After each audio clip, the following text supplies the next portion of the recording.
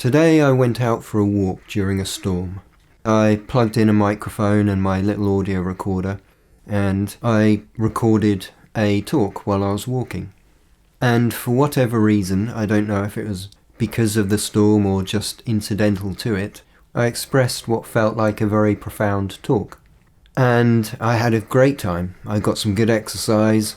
I enjoyed the invigorating wind and the rain and the waves crashing against the shore and creating great cascades of foamy water that crashed down all around me.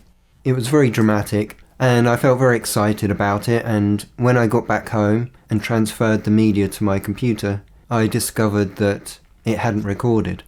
And my first reaction was great disappointment. I had recorded a spontaneous talk, talked about subjects off the cuff that I cannot remember or recreate, and so something irreplaceable was lost. And I don't want to dwell upon loss, but maybe you can imagine how something like that feels. I'm sure we've all had occasions where we've lost something irreplaceable, and the way it makes you feel afterwards. I try to consider all life experiences as lessons, where there's something positive in every experience that we have, particularly the difficult, painful ones.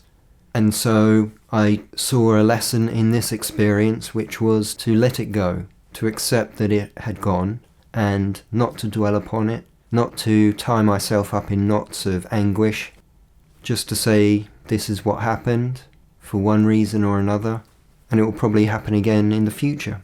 And if I can let it go, put it behind me, perhaps that creativity, that inspiration will flow again. So that's how I'm going to proceed. But there was one subject that I talked about which I would like to try to recreate in a sense, because I felt it was quite important. And the way I introduced the subject was by talking about how I was looking at my subscriber. My subscriber, I have one on Substack and I have one on YouTube. And it was making me laugh because it's tragic and funny all at the same time. Someone who's expressing themselves and putting themselves out there and hoping to connect with the world as they go through a transformative process, just literally talking to no one, and their words just radiating out into this void and dissipating, becoming nothing. And if I was doing this purely to get subscribers or to generate ad revenue or to become famous or to get product placements or any of those things, I'm sure I would be getting disheartened and maybe even decide to pull back from this and channel my energy somewhere else. But that's not really the reason I'm doing this. I'm doing this because I enjoy the process. I enjoy exercising certain muscles in terms of my ability to think and be creative and to communicate verbally. I've also been going out for many more walks because it makes it a more fun process knowing that there's some creativity involved and potentially some engagement involved. And so I've got lots of other reasons for wanting to do this. And even if I continue to have one or even no subscribers, I think I would stick at it. But there is one other aspect to why I'm doing this, and there is a part of me that does hope that more people will find this channel at some point in the process, be it 6 months or 12 months or however long down the line. And that's based around community, because I do have a aspiration to connect with like-minded people, with creative people, sensitive people, spiritual people, people who are black sheep because they don't quite fit into this world that we live in, this modern society.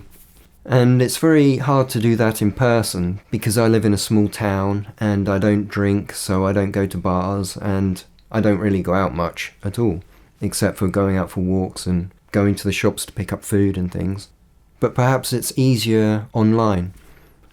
In my mind, I see people who broadcast online as emitting a frequency, and other like-minded people who emit a similar frequency can kind of find one another because you're consciously in the same plane of existence, gravitating towards the same online places perhaps, and so you'll be able to connect. What's the purpose of gathering into a community of people you feel a kinship with, who you are in sync with. I think there's many reasons. Friendship, feeling less alone, finding solace, knowing that others are in a similar situation to yourself, having similar experiences to yourself, thinking similar things to yourself. It opens up the door to creative networking, creative partnerships, working on projects. It allows people to assist and support and help one another. And it increases your quality of life, I think, when you have a network of people around you on a similar wavelength. Even if they're on the other side of the earth, if you can connect online, then that's still pretty good. So I'll keep posting podcasts, and hopefully I'll keep growing as a creative, as an individual who shares their thoughts online. Hopefully I'll begin to find my voice, and hopefully as the weeks and the months and the years progress, opportunities will arise to connect with more people.